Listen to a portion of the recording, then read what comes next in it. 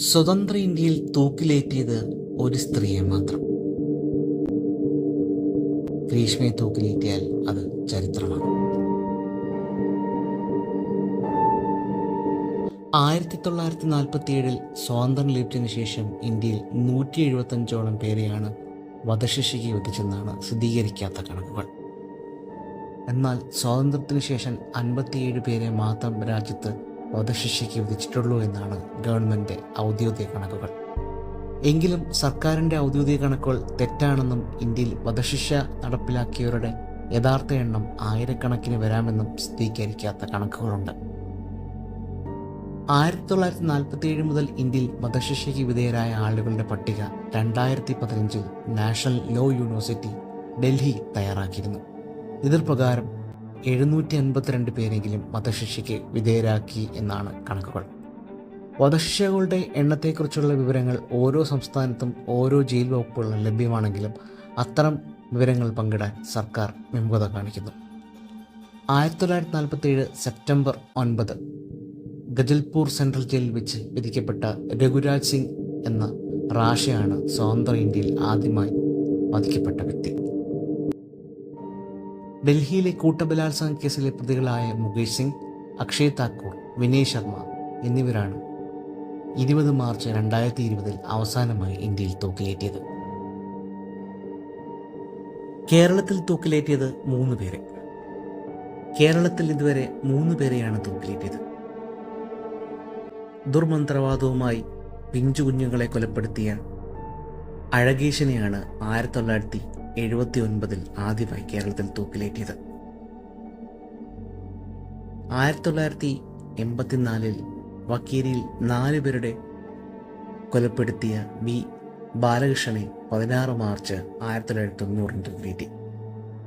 18 പേരെ തലക്കടിച്ചു കൊലപ്പെടുത്തിയ റിപ്പർ ചന്ദ്രൻ എന്ന മുത്തുക്കുട്ടി ചന്ദ്രനെ 1991 ജൂലൈ 6 കണ്ണൂർ സെൻട്രൽ ജയിലിൽ തൂക്കിലേറ്റി. ഇന്ത്യയിൽ ഇതുവരെ തൂക്കിലേറ്റിയത് ഒരു സ്ത്രീയെ മാത്രം. സ്വതന്ത്ര ഇന്ത്യയിൽ നിരവധി സ്ത്രീകൾക്ക് വധശിക്ഷ വിധിച്ചിട്ടുണ്ടെങ്കിലും ഒരാളെ മാത്രമാണ് തൂക്കിലേറ്റിയത്. 1955 ജനുവരി 3 തീഹാർ ജയിലിൽ വെച്ച് രത്തൻ ബായി ആദ്യമായി തൂക്കിലേറ്റിയത്. ഒരു ക്ലിനിക്കിൽ മാനേജറായി ജോലി ചെയ്തിരുന്ന രത്തൻ ബായി ആ ക്ലിനിക്കിൽ തന്നെ ജോലി ചെയ്തിരുന്ന 3 സ്ത്രീകളെ വിഷം നൽകി കൊലപ്പെടുത്തുകയായിരുന്നു. തൻ്റെ ഭർത്താവുമായി അവിഹിത ബന്ധമുണ്ടെന്ന് ആരോപിച്ചാണ് രത്തൻ ബായി ജെയിൻ വിഷം നൽകി 3 പെൺകുട്ടികളെ കൊന്നത്. ഈ കേസിലാണ് 1955 ജനുവരി 3 തീഹാർ ജയിലിൽ വെച്ച് രത്തൻ ബായിയെ തൂക്കിലേറ്റിയത്. കേരളത്തിൽ വധശിക്ഷയ്ക്ക് വിധിക്കുന്ന 3ാമത്തെ സ്ത്രീയാണ് ഗ്രീഷ്മ, ഏറ്റവും പ്രായം കുറഞ്ഞത്.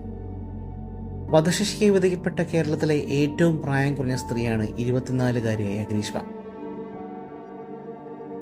സംസ്ഥാനത്ത് വധശിക്ഷയ്ക്ക് കാത്തിരിക്കുന്ന 2ാമത്തെ സ്ത്രീയാണിവർ. കേരളത്തിൽ ഇതുവരെ 3 സ്ത്രീകളെയാണ് വധശിക്ഷയ്ക്ക് വിധിച്ചത്. 2006 മാർച്ചിൽ കൊല്ലം വിധുകുമാരൻ തമ്പി വധക്കേസിലെ പ്രതിയായ വിനീതയ്ക്കാണ് കേരളത്തിൽ ആദ്യമായി വധശിക്ഷ വിധിക്കുന്നത്. 2004 വിഴിഞ്ഞം ശാന്തകുമാരി വധക്കേസിൽ വധശിക്ഷയ്ക്ക് വിധിക്കപ്പെട്ട 2ാമത്തെ സ്ത്രീ റഫീഖ ബീബിയാണ്. നെയ്യാറ്റിങ്കര അഡീഷണൽ ജില്ലാ ജഡ്ജി എം ബഷീറാണ് ഗ്രീഷ്മയെ റഫീഖയുടെയും വിധി പ്രസ്താവിച്ചത്. 2006 35-ാം വയസ്സിലാണ് ബിനീതയുടെ വധശിക്ഷ വിധിച്ചത്. എന്നാൽ കൊല്ലം ജില്ലാ സെഷൻസ് കോടതിയുടെ വധശിക്ഷ പിന്നീട് മേൽക്കോടതി ജീവപര്യന്തമായി കുറച്ചു. ബിനിത ഇപ്പോൾ അട്ടക്കുളങ്ങര ജയിലിൽ ശിക്ഷ അനുഭവിക്കുകയാണ്. വിധുകുമാരൻ തമ്പിയുടെ ഭാര്യ വിനീത കുമാരി 35 വയസ്സ്, കാമുകൻ രാജു എന്നിവരാണ് കേസിലെ 1-2 പ്രതികൾ. 2000-ലാണ് കേസിന് ആസ്പദമായ സംഭവം നടക്കുന്നത്.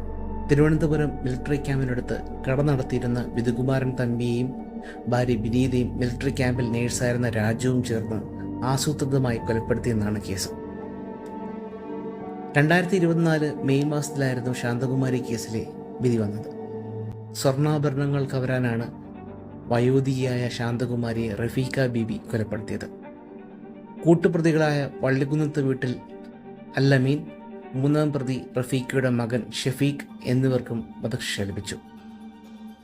ഒരു കേസിൽ ഉൾപ്പെട്ട എല്ലാവർക്കും വധശിക്ഷ വിധിച്ച കേരളത്തിലെ ഏക കേസായിരുന്നു ഇത്. ഷാരോൺ വധക്കേസിൽ പ്രതി ഗ്രീഷ്മയ്ക്ക് വധശിക്ഷ വിധിച്ചതോടെ കേരളത്തിൽ നിലവിൽ 40 പേരാണ് വധശിക്ഷ കാത്ത് ജയിലിൽ കഴിയുന്നത്.